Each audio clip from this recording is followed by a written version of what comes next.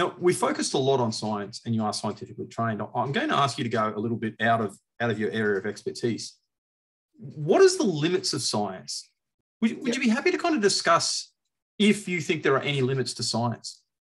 Oh, I think there's huge limits to science, and you can't, I don't think science can answer any questions about, is there a creator?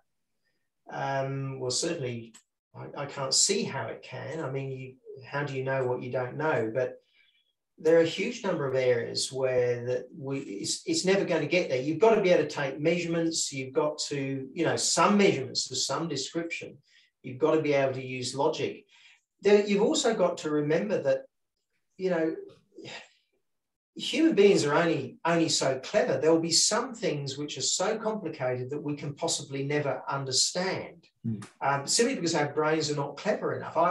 I was once doing some work on my computer, and we had a fly screen next to my computer, and we had a pet pigeon who had a broken wing, and we'd looked after it for years. And this pigeon would come up and sit on the thing and just watch me.